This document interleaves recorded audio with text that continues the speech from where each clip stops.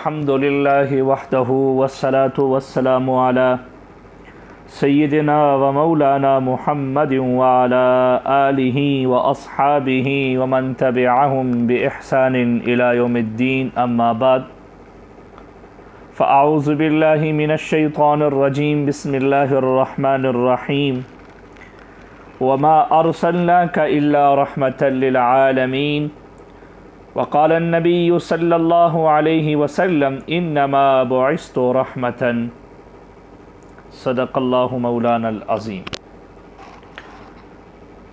میرے انتہائی محترم دوستو، بزرگوں، بھائیوں، السلام علیکم ورحمۃ اللہ تعالی وبرکاتہ۔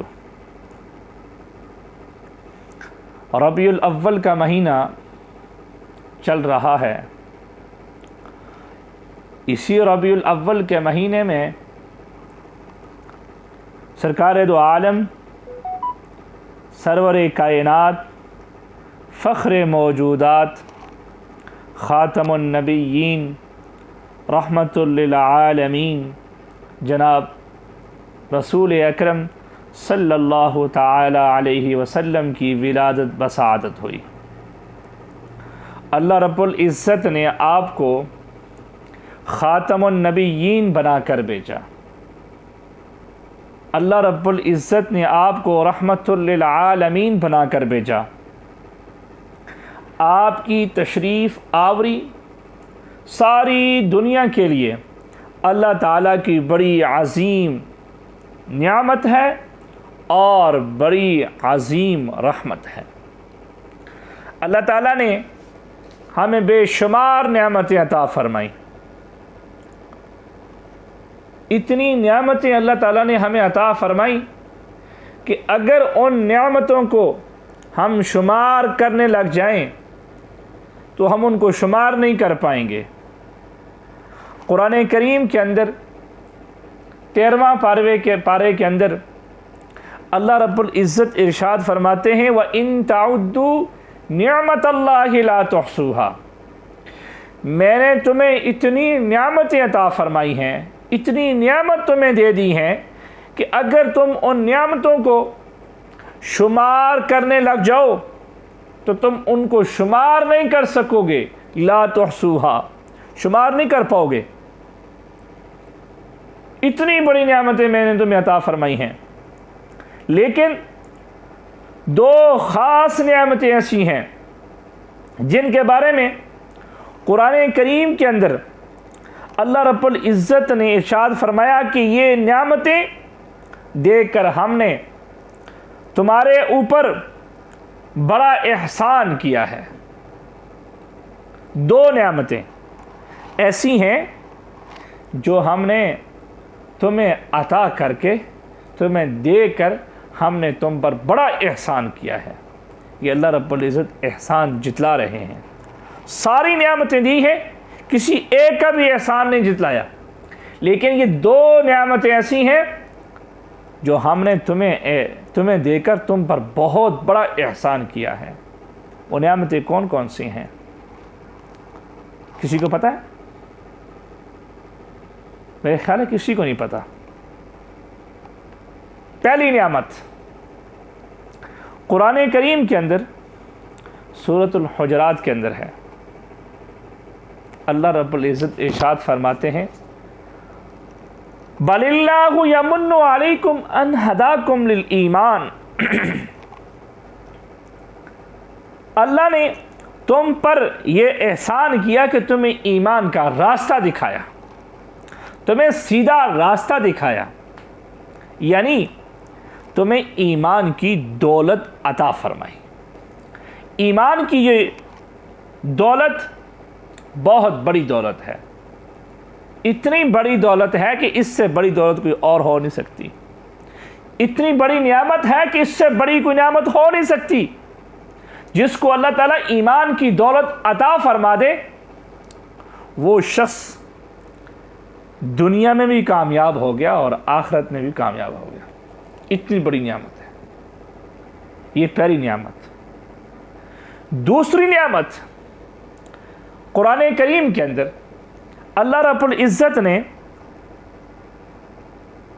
ارشاد فرمایا سورۃ آل عمران کے اندر، لقد من اللہ علی المؤمنین اذ بعث فیہم رسولا من انفسہم یتلو علیہم آیاتہ ویزکیہم ویعلمہم الکتاب والحکمہ وَإِن كَانُوا مِن قَبْلُ لَفِي ضَلَالٍ مُبِينٍ۔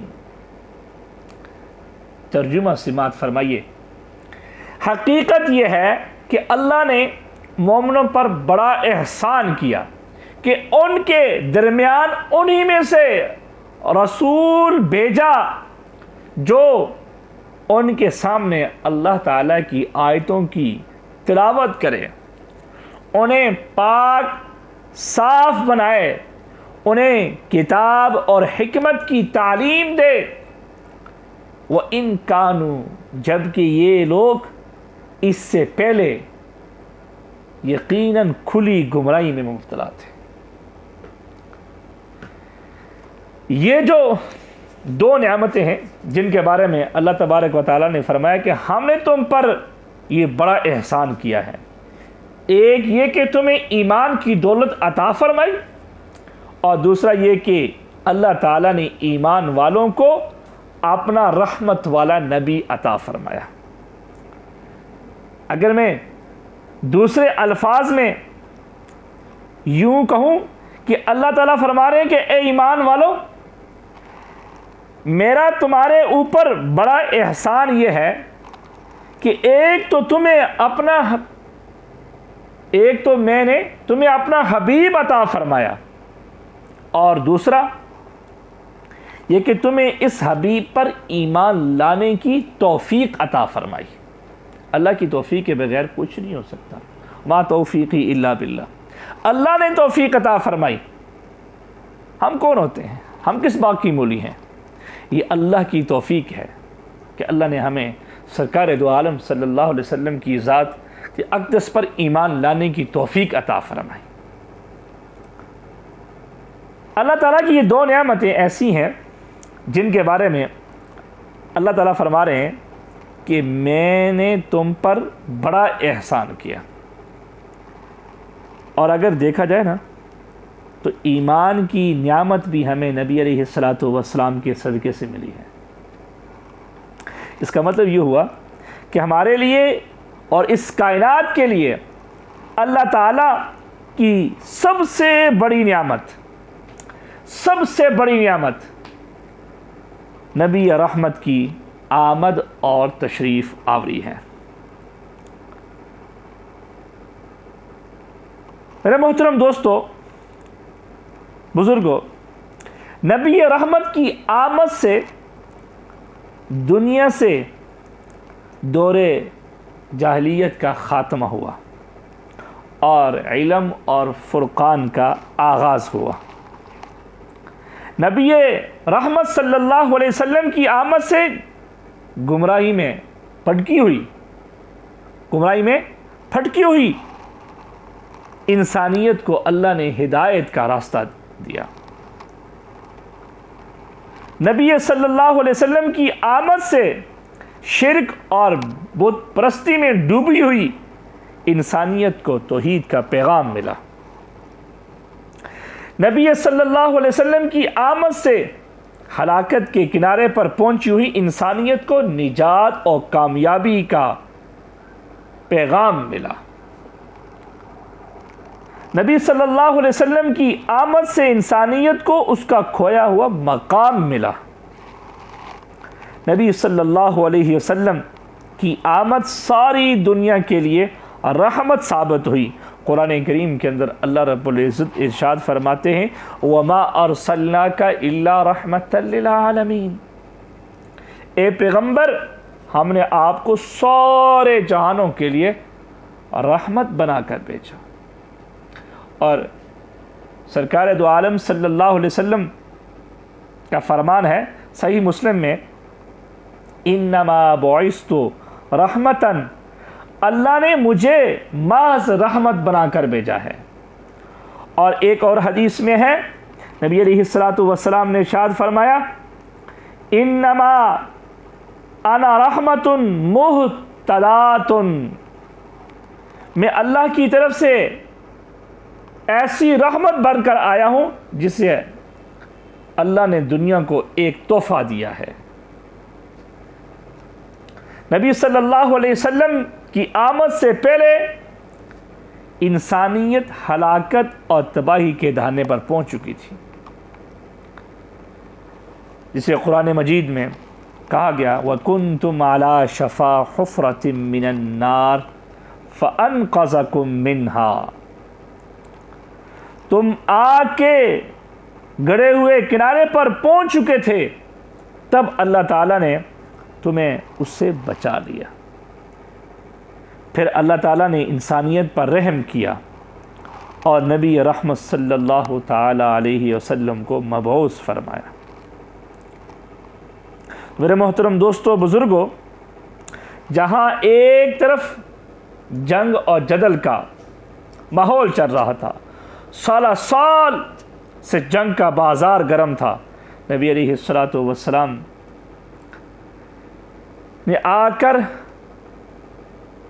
ان کو شیر و شکر بھائی بھائی بنا دیا، جس کو قرآن کریم میں ارشاد فرمایا وَاذْكُرُوا نِعْمَةَ اللَّهِ عَلَيْكُمْ إِذْ كُنْتُمْ أَعْدَاءً فَأَلَّفَ بَيْنَ قُلُوبِكُمْ فَأَصْبَحْتُمْ بِنِعْمَتِهِ إِخْوَانًا، تم اپنے اوپر اللہ کا یہ انعام یاد کرو جب تم ایک دوسرے کے دشمن بن چکے تھے، جب تم ایک دوسرے کے دشمن بن چکے تھے، ہر طرف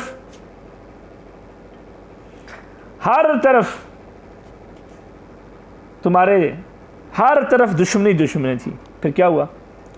اللہ نے تمہارے دلوں میں محبت ڈالی اور تم اس کے فضل سے بھائی بن گئے۔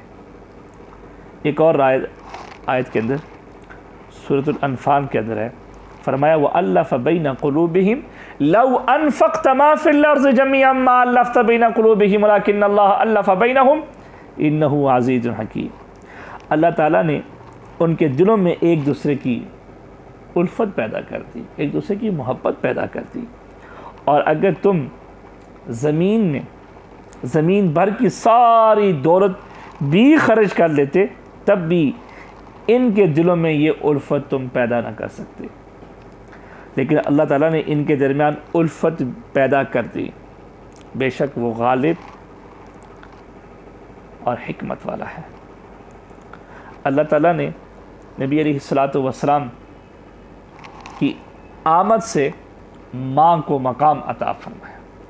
آپ علیہ الصلاۃ والسلام کی آمد سے قبل ماں کی کوئی عزت نہیں تھی، ماں کا کوئی مقام نہیں تھا، جس معاشرے میں عورت کی کوئی قدر و قیمت اور کوئی احترام نہ تھا، صرف عرب ہی نہیں باقی دنیا میں بھی، اور باقی جو دیگر مذاہب ہیں ان میں بھی عورت کا حال انتہائی بدتر تھا۔ نبی رحمت صلی اللہ علیہ وسلم نے آ کر عورت کو ماں، بہن، بیوی اور بیٹی کی صورت میں مقام و مرتبہ عطا فرمایا۔ عرب میں یہ رواج تھا کہ اگر کوئی شخص فوت ہو جاتا تو اس کی بیویوں کو اس کے بیٹے وراثت کے طور پر تقسیم کر لیتے اور اپنی سوتیلی ماں کے ساتھ نکاح کر لیتے۔ نبی صلی اللہ علیہ وسلم نے ماں کو مقام اور مرتبہ عطا فرمایا۔ آپ نے بتایا کہ حقوق العباد میں سب سے پہلا حق ماں کا ہے، سب سے زیادہ خدمت کی مستحق ماں ہے۔ اگر رب سے جنت لینی ہے نا تو پھر اپنی ماں کی خدمت کر لو تو جنت تمہیں مل جائے گی۔ جس نے ماں کی خدمت کر لی اس کو اللہ تعالیٰ جنت ضرور عطا فرمائیں گے۔ اور فرمایا جو بیٹا یا بیٹی محبت اور عقیدت سے ایک نظر اپنی ماں کو دیکھ لے، اللہ تعالیٰ اس کو ایک حج اور ایک عمرے کے برابر ثواب عطا فرماتے ہیں۔ نبی صلی اللہ علیہ وسلم نے بیوی کو مقام اور مرتبہ عطا فرمایا۔ زمانہ جاہلیت میں بیوی کے لیے کوئی حق مقرر نہیں تھا، بیوی کو طلاق دیتے، نہ ان کے حقوق ادا کرتے اور نہ کوئی حق ان کا تسلیم کرتے۔ نبی رحمت صلی اللہ تعالی علیہ وسلم نے آ کر بتایا کہ تم پر بیوی کے حقوق لازم ہیں اور اس کا حق مہر دینا لازم ہے، زندگی میں اس کے حقوق ادا کرنا لازم ہے۔ اگر شوہر فوت ہو جائے تو بیوی اس کی وراثت بنے گی، بلکہ باقی ورثاء کا حصہ بعد میں سب سے پہلے اس کی بیوی کا حصہ نکالا جائے گا۔ تو میرے محترم دوستو، بزرگوں، حضرت عائشہ صدیقہ رضی اللہ تعالیٰ عنہ ارشاد فرماتے ہیں، نبی کریم صلی اللہ علیہ وسلم نے ارشاد فرمایا، خیرکم خیرکم لأہلہ وانا خیرکم لأہلی۔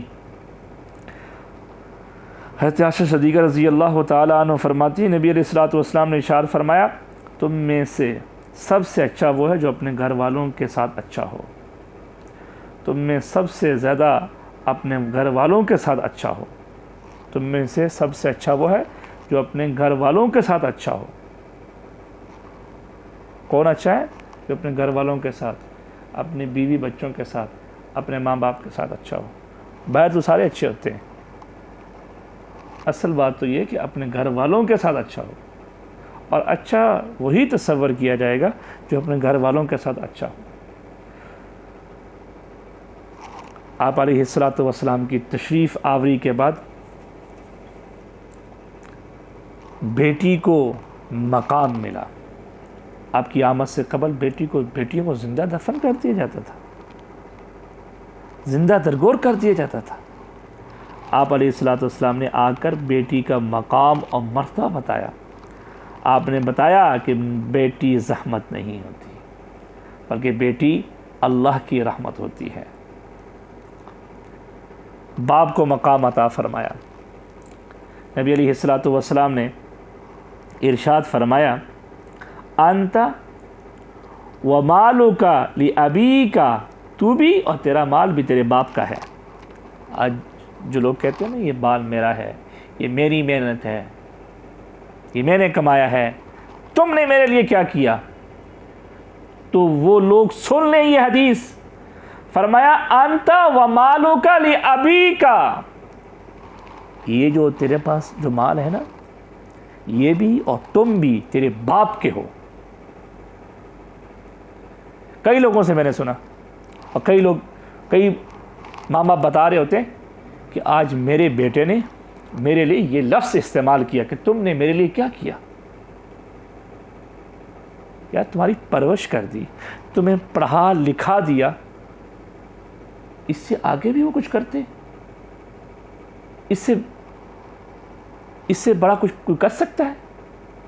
تمہیں انسان بنایا، تم ڈنگر تھے، تمہیں انسان بنایا۔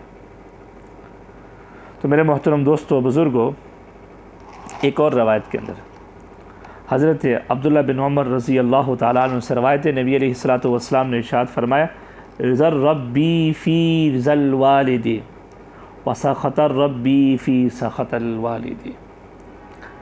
نبی علیہ الصلوۃ والسلام نے ارشاد فرمایا، رب کی رضامندی باپ کی رضامندی میں ہے، اور رب کی ناراضگی باپ کی ناراضگی میں ہے۔ یعنی اگر تمہارا باپ تم سے راضی ہے نا، تو سمجھو اللہ بھی تم سے راضی ہے، اور اگر تم اپنے باپ سے ناراض ہو تو سمجھو اللہ بھی تم سے ناراض ہے۔ نبی علیہ الصلوۃ والسلام نے آ کر یتیموں کو مقام دیا، یتیموں کو حق دیا۔ نبی علیہ الصلوۃ والسلام نے ارشاد فرمایا،